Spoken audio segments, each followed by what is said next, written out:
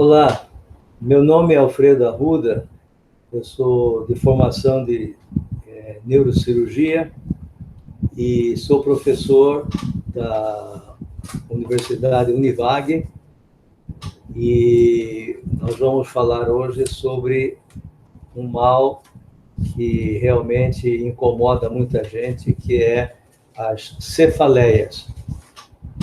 Vamos começar então com a história das cefaleias.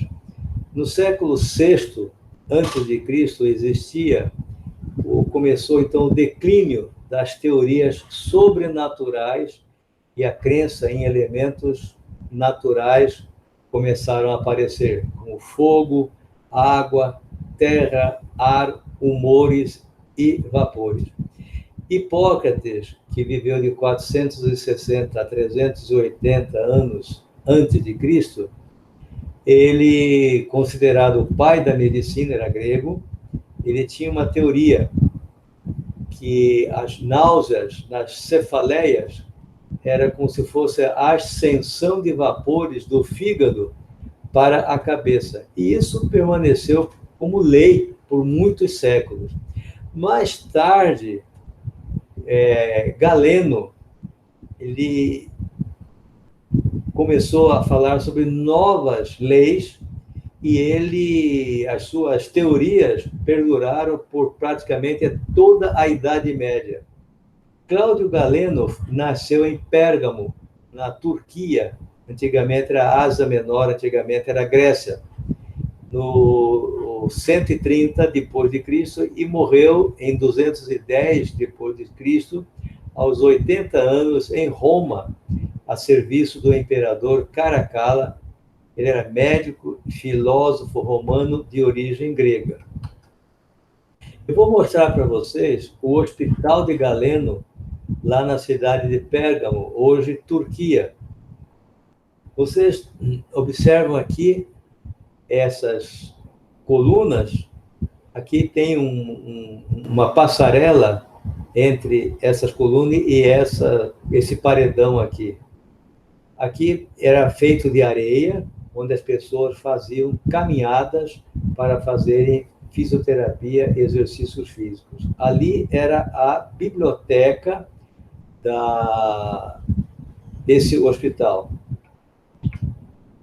Ali nós vemos uma imagem mais à distância. Aqui era a biblioteca. Era interessante que essa biblioteca aqui, eles tinham uma parede dupla, para que evitasse a umidade da temperatura do ar, para não apodrecer os livros, os pergaminhos que existiam naquela época. E aqui as pessoas faziam as suas caminhadas, e aqui, como vocês estão vendo, esses tanques, era o local onde se fazia a hidroterapia, ou a fisioterapia também. Nessas ruínas aqui, nessas salas, era o local onde se faziam as interpretações dos sonhos, era uma ala psiquiátrica. O hospital realmente devia ser uma coisa fantástica para a época. Aqui nós temos a recepção, existia andares superiores, escadaria e corredores, enfermarias. Era uma coisa extraordinária o Hospital de Galeno. Galeno foi uma pessoa muito, muito especial, um médico muito inteligente. Mas, na nossa época, nós consideramos o patrono das cefaleias o famoso neurologista Harold Wolff, da Cornell University, dos Estados Unidos, no estado de Nova York. Ele viveu na primeira metade do século XX. Nós vamos estudar aqui vamos ver algumas personalidades que sofriam de cefaleia. Um deles foi Caio Júlio César, que viveu de 100 a 44 a.C. Ele morreu com 56 anos. Grande imperador. Outra personalidade que sofria muito de cefaleia foi Hildegard von Bingen, que viveu de 1098 a 1180. Faleceu com 82 anos. Era uma monja alemã, ela era musicista, teóloga, poeta, dramaturga e doutora da Igreja Católica, numa época em que as mulheres eram, em sua maioria, analfabetas e não tinham voz ativa numa sociedade exclusiva de homens. Nessa época, ela já pregava a igualdade das mulheres e dos homens. Outra personalidade famosa também, que sofria muito de cefaleia, foi a rainha Catarina Maria Rômola de Médici, que viveu de 1519 a 1589 e faleceu aos 70 anos. Era italiana, casada com o rei da França, Henrique II. Outra figura fantástica e conhecida por todos foi Napoleão Bonaparte, que viveu de 1769 a 1821 e morreu com 52 anos. Na sua coroação, ele mesmo se autocoroou, ele retirou das mãos do cardeal a sua coroa e ele mesmo colocou na sua cabeça. Um grande feito da vida dele foi que, em 1798, ele, através do general Berthier, ele mandou prender o Papa Pio VI, o qual morreu no exílio mais tarde, na França, e assim ele, graças a ele, acabou com a Inquisição, que durou 1.200 anos, e uma coisa absurda que aconteceu, que houve uma morte de 30 milhões de pessoas durante esse período. Estatística das cefaleias. Nós vamos ver aqui que 90% de homens e 95% de mulheres sofrem de algum tipo de cefaleia ao longo de um ano. Existe a cefaleia crônica, que as pessoas geralmente são mal compreendidas. Existem catalogadas 150 tipos de cefaleias. Nos últimos 30 anos, houve um grande avanço nos estudos da cefaleia, criando-se, em 1980, a Sociedade Internacional de Cefaleia. O tratamento, hoje, de cefaleias é um relacionamento muito, muito importante entre o médico e o paciente. Continuando na estatística das cefaleias, 93% da população mundial, geral, tem cefaleia em alguma época da vida, tendo 31% a necessidade de tratamento médico. 76% das mulheres e 57% dos homens apresentam pelo menos uma cefaleia por mês. 39% de crianças ao redor dos 6 anos também sofrem de cefaleia. 70% dos adolescentes ao redor dos 15 anos também sofrem de cefaleia. Nos Estados Unidos, existe um prejuízo de mais ou menos 6,5 a 17,2 bilhões de dólares americanos por ano, com 1 milhão de dias ausentes escolares e 150 milhões de ausências de dias de trabalho. Continuando, em 1962, um neurologista sueco chamado Bo Bille, ele estudou 8.993 crianças que frequentavam escolas de sua cidade, Uppsala, e mostrou que a cefaleia era proporcionalmente mais evidente em relação com a idade entre 6 a 15 anos. Em torno de 7 anos, 40% apresentavam cefaleia ocasional. Em torno dos 15 anos, 70% apresentavam cefaleia ocasional. Embora as crianças queixam menos cefaleia que os adultos, mas as crianças também sofrem, têm cefaleia e merecem tratamento. Como que nós podemos classificar as cefaleias? Nós podemos classificar as cefaleias primárias, a migrânia ou a enxaqueca, a tensional, a cefaleia insalva e as diversas não associadas à lesão estrutural. Classificação de cefaleias secundárias, geralmente associada a trauma craniano, a distúrbios vasculares, distúrbios intracranianos, distúrbio não vascular, ao uso de substâncias ou a sua retirada, associada à infecção não cefálica, a distúrbios metabólicos, a distúrbios orofaciais e associados a nevralgias cranianas. Os principais tipos de cefaleia, dos 150 tipos, as principais são, então, a migrânia, a enxaqueca, a tensional, a cefaleia insalvas e a sinusal aguda. A migrânia é o incômodo mais comum da espécie humana, com referência datada de 5.000 anos antes de Cristo, desde os sumérios e os egípcios. O primeiro tipo de dor de cabeça a ser diferenciado devido aos sintomas bastante pronunciados.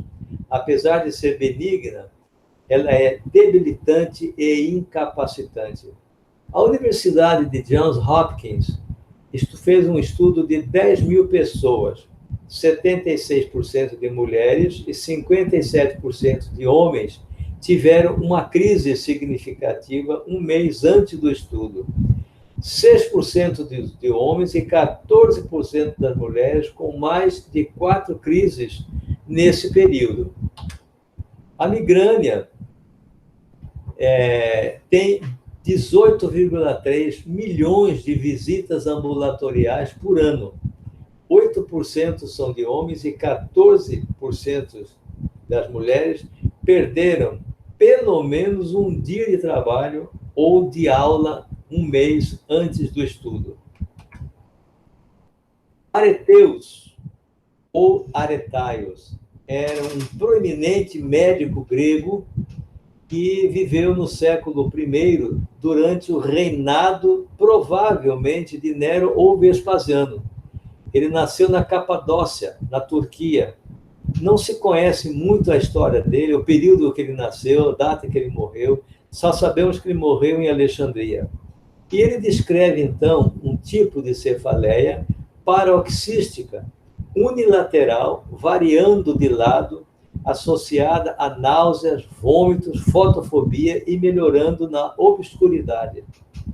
Meio século depois, Galeno, já por redor de 150 anos depois de Cristo, ele descreve uma cefaleia de um só lado da cabeça, que ele chamou de hemicrânia, que vem do grego hemicranion, metade do crânio. Os romanos, então, chamaram isso de hemigrânia, que vem do latim vulgar para transformada em migrânia. E migraine para os franceses e migraine para os ingleses. E a enxaqueca, que é a mesma coisa, vem da palavra árabe, que quer dizer shagiga ou shakika, que quer dizer fendido, cortado ao meio. Então, nós temos Galeno preconizando hemicranion, que quer dizer metade do crânio, e os árabes chamando de shakika, que é metade cortado ao meio. Na infância, na primeira década, tanto faz do sexo masculino e no sexo feminino, a incidência é a mesma. Existe, então, a migrânia com aura e a migrânia sem aura. Na migrânia sem aura, é uma crise que tem uma duração de 4 até 72 horas. Ela piora com atividades físicas, ela é unilateral, ela é pulsátil, apresenta náuseas, foto e fonofobia. Já a migrânia com aura, ela tem sintomas neurológicos do córtex ou tronco cerebral gradual, durante mais ou menos 5 a 20 minutos, logo em seguida, então, vem a cefaleia. A aura pode ser um distúrbio visual, mais comum são os pontos luminosos, chamados escotomas, os sintomas hemissensitivos, as hemiparesias e a disfasia. Temos outro tipo, que é a cefaleia tipo tensional.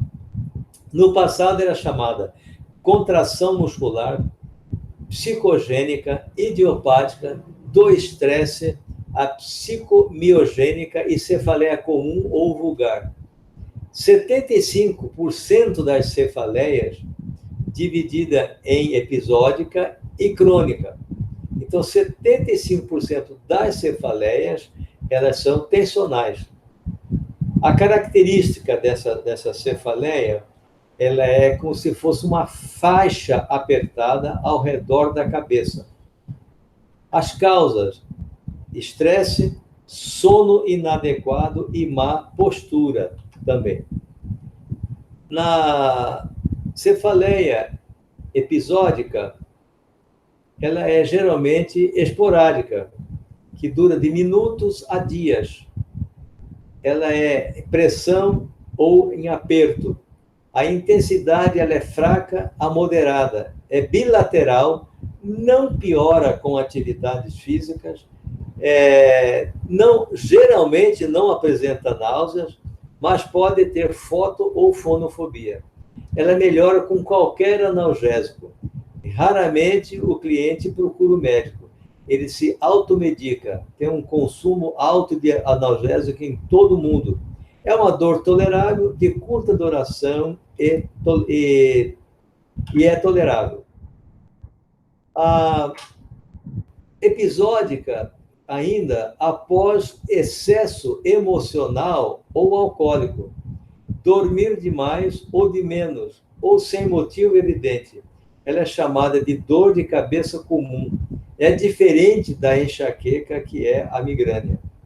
A conduta: a pessoa deve escolher o melhor analgésico que ele se dá bem com ele, um somente, e não abusar. Não pode usar cada dia um analgésico diferente, pegar o analgésico que tem na hora na sua casa. Isso pode desenvolver mais tarde uma cefaleia crônica diária de difícil tratamento depois. A parte crônica da cefaleia tensional, ela é presente pelo menos 15 dias do mês, durante pelo menos 6 meses. O caráter é impressão ou aperto. A intensidade é de média ou moderada, geralmente bilateral, não piora com atividade física. Pode haver náuseas, fono ou fotofobia. A frequência geralmente é diária ou constante.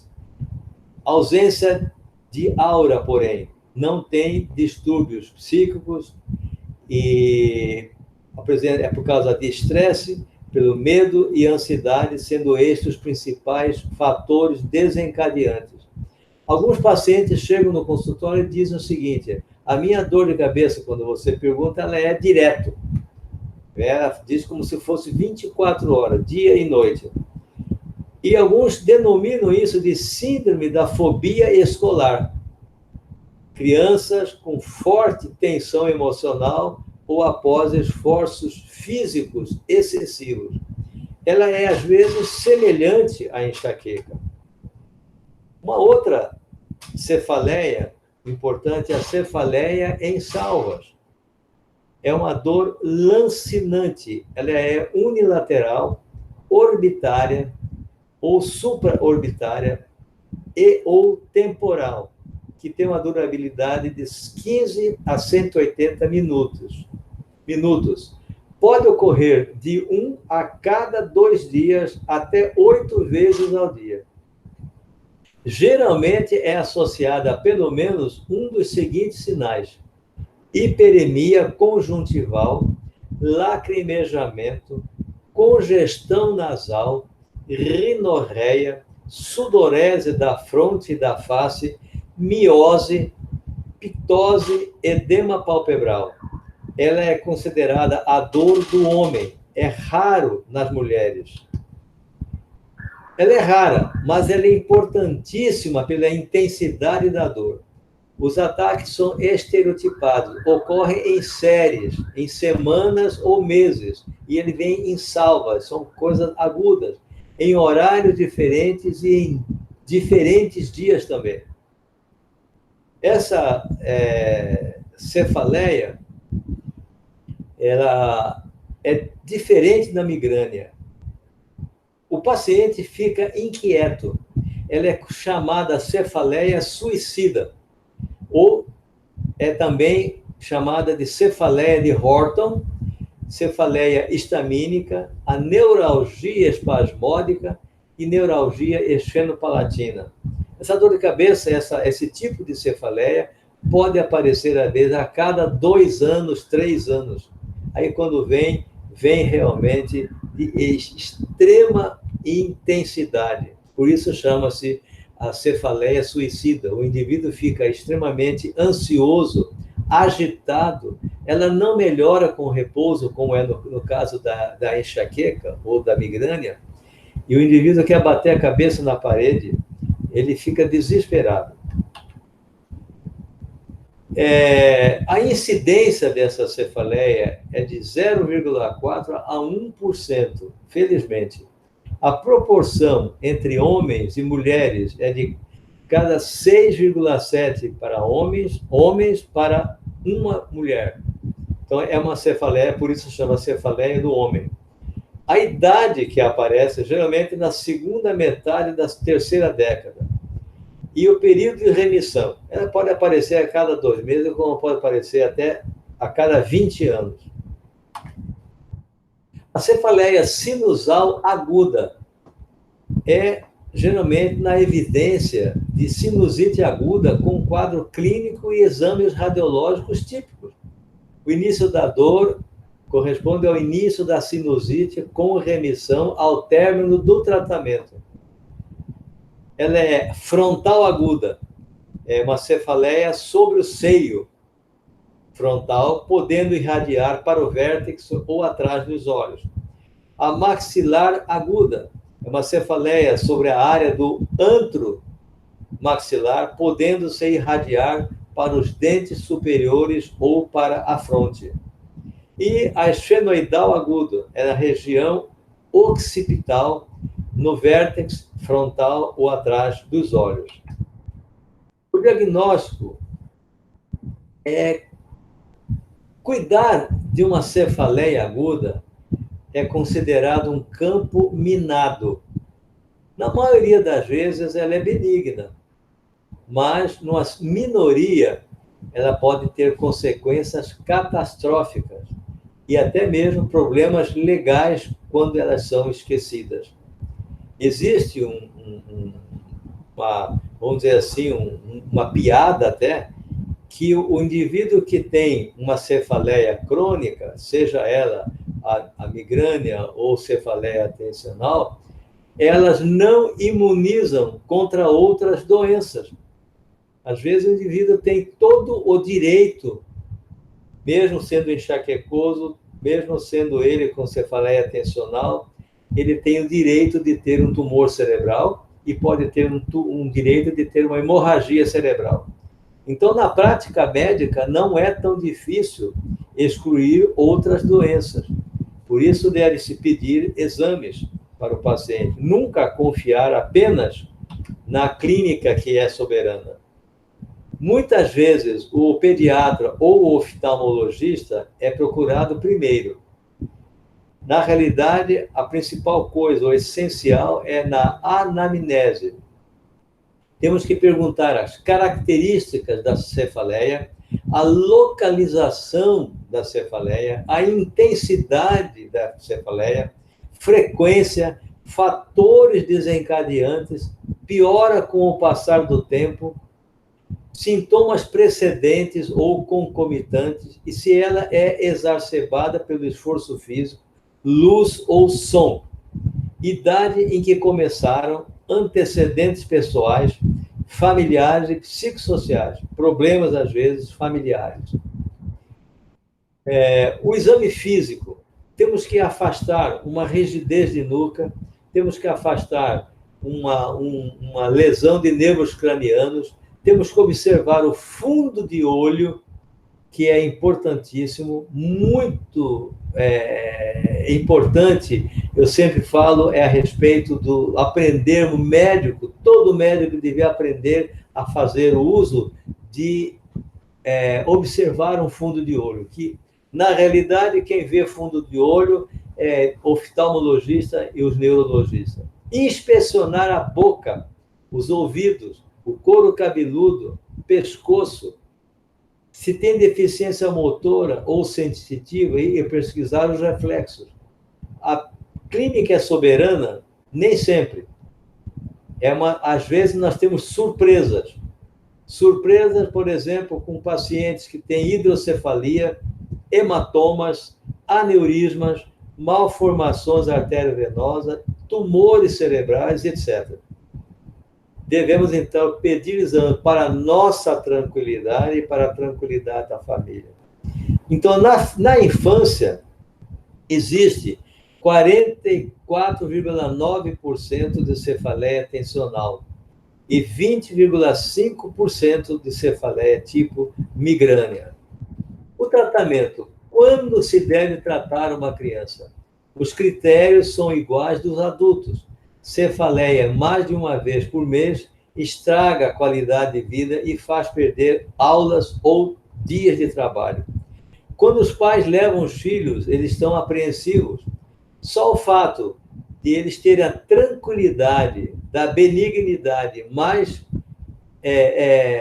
da dor de cabeça é mais importante do que o alívio da dor. Ele se conforma de saber que o filho, periodicamente, vai ter a dor de cabeça. Mas, pelo menos, ele sabe que não existe nenhuma doença maligna, nenhum aneurisma, nenhum tumor cerebral, nenhuma hemorragia, e que ele fica mais tranquilo, dependendo da quantidade de tranquilidade, de segurança que você passa pelo relacionamento médico-paciente. Isso é extremamente importante.